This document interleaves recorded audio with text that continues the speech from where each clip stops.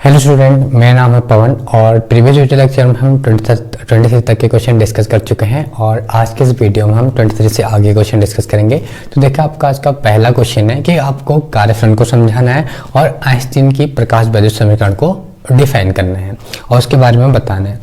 तो देखिए, कार्यफलन होता क्या है। पहली बात देखिए, कार्यफलन वह न्यूनतम ऊर्जा है। कार्यफलन एक न्यूनतम ऊर्जा है जब किसी धातु के सरफेस पे या धातु की सतह पर आप कुछ न्यूनतम ऊर्जा ऐसे डालेंगे जिससे कि एक फोटोन बाहर निकल जाए। उस न्यूनतम ऊर्जा को ही आप क्या कहेंगे, कार्यफलन कहेंगे। उसके बाद आता है आपका आइंस्टीन की प्रकाश वैद्युत समीकरण।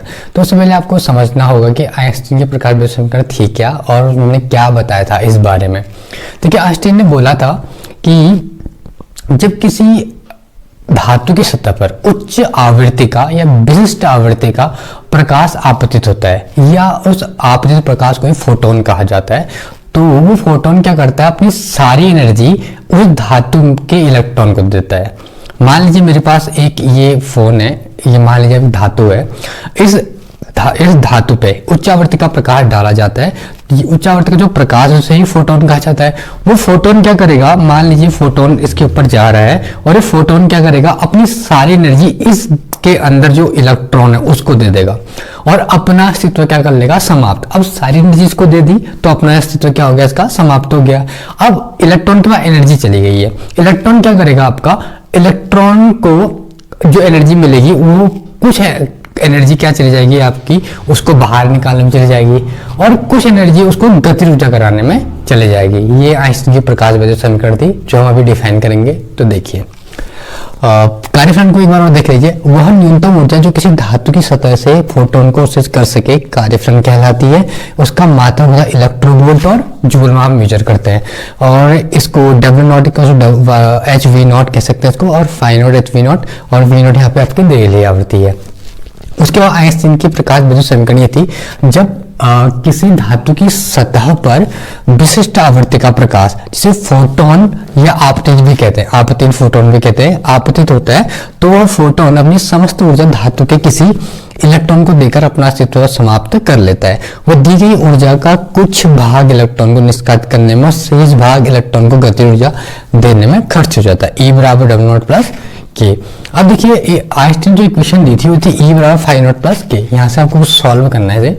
यहाँ से मान लीजिए मैं क्या करता हूँ, इस k को इसकी जगह पर रखता हूँ और φ0 को इधर ले जाता हूँ। तो क्या हो जाएगा आपका, देखिए k अपनी जगह पर रहेगा तो इधर से इधर शिफ्ट होगा, प्लस से यहाँ जाके क्या हो जाएगा आपका E माइनस φ0 नेगेटिव हो जाएगा। अब देखिए, k तो अपनी जगह पे फिलहाल हम अपनी जगह रख देते हैं। अब E बराबर होता है आपका HV। A की जगह क्या हो जाएगा, HV माइनस इस φ0 की जगह होगा आपका HV0 होता है।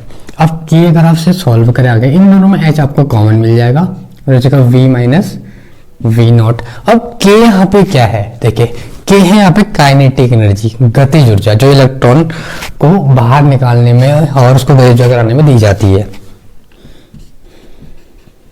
इसका फॉर्मूला होता है 1/2 mv² इक्वल टू आपको हो जाएगा h into v minus V0। ये आपकी आ गई है आइंस्टीन की प्रकाश वैद्युत समीकरण। यही आइंस्टीन की प्रकाश। नेक्स्ट क्वेश्चन है आपके पास, बोर के परमाणु मॉडल की परिकल्पनाएं लिखिए। देखिए, जो बोर का परमाणु मॉडल था वो उन्होंने अपने क्वांटम यांत्रिकी के अनुसार दिया था। उन्हें ये बताया था कि जो इलेक्ट्रॉन होते हैं वो निश्चित कक्षाओं में ही क्या करते हैं, आपकी गति करते हैं और वो उन्हीं कक्षाओं में गति करते हैं जहां पे कोणीय संवेग, कक्षा का कोणीय संवेग क्या हो, h/2π का पूर्ण गुणज हो। और जब वो कक्षा में गति करते थे, न ही ऊर्जा का उत्सर्जन करते थे और न ही ऊर्जा अवशोषित करते थे। इस तरीके से चीजें हैं। तो देखिए, क्या करके हम सारी परिकल्पनाएं पढ़ेंगे। देखिए, पहली परिकल्पना है, नाभिक के चारों ओर बहुत सी कक्षाएं होती है। आपको पता होगा इस तरीके से बहुत सारी कक्षाएं होती है, पर किंतु इलेक्ट्रॉन केवल उन्हीं कक्षाओं में गति करते हैं जिसका कोणीय संवेग h/2π का पूर्ण गुणज होता है, अर्थात mvr इक्वल टू nh/2π, जहां पे n की वैल्यू 1 2 3 4 कुछ भी हो सकती है। उसके बाद किसी निश्चित कक्षा में, मान लीजिए कोई निश्चित कक्षा है में इलेक्ट्रॉन न तो ऊर्जा का अवशोषण करते हैं ना ही ऊर्जा का उत्सर्जन करते हैं। प्रत्येक कक्षा की जो ऊर्जा होती है, इस प्रत्येक कक्षा की जो ऊर्जा होगी आपकी, वो क्या रहती है, निश्चित होती है। इसलिए इन्हें ऊर्जा स्तर भी कहा जाता है। nवीं कक्षा की ऊर्जा, मान लीजिए कोई nवीं कक्षा है, उसकी ऊर्जा En बराबर -RSC/स्क्वायर होती है। किसी कक्षा में इलेक्ट्रॉन निम्न कक्षा अर्थात मूल अवस्था में ऊर्जा अवशोषित करके उत्तेजित अवस्था में उच्च कक्षा में चले जाते हैं, वो 10⁻⁸ सेकंड रहकर वापस आ जाता है और ऊर्जा के विकिरणों के रूप में त्याग देता है। मान लीजिए कोई इलेक्ट्रॉन है आपका, वो मूल अवस्था से कहाँ जाता है, उच्च ऊर्जा अवस्था में जाता है, जहां पे 10⁻⁸ सेकंड तक वो रहता है और वहां पे अपनी सारी ऊर्जा को विकिरणों के रूप में क्या कर देता है, त्याग देता है। तो मूल अवस्था में कक्षा की ऊर्जा EF और उत्तेजित अवस्था में EV होती है।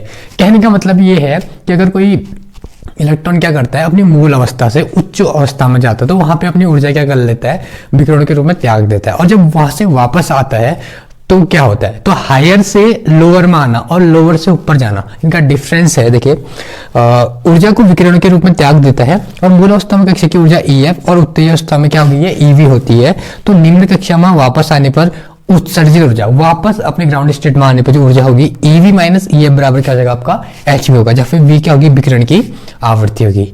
ये सब परिकल्पना हमने दी थी अपने यांत्रिकी के मॉडल के अनुसार। नेक्स्ट क्वेश्चन आपके पास, पीएन संधि डायोड के लिए अग्रदिशिक तथा पश्चदिशिक बायस अवस्था में B या अभिलाक्षणिक वक्र भी खींचिए। आपको पहले पीएन संधि के अग्रदिशिक और पश्चदिशिक के बारे में बताना है, उसके बाद उसका वक्र खींचना है।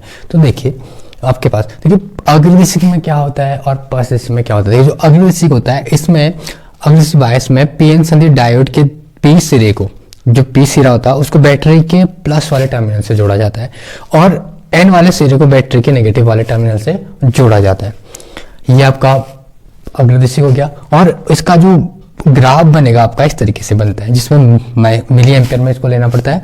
उसके बाद जो पश्चदिशिक होता है उसमें परिपथ आरेख में इसमें डायोड के N सिरे को बैटरी के धन सिरे तथा P को ऋण सिरे से जोड़ते हैं, जिसमें कि आपका ये इसका डायग्राम है और ये इसका ग्राफ।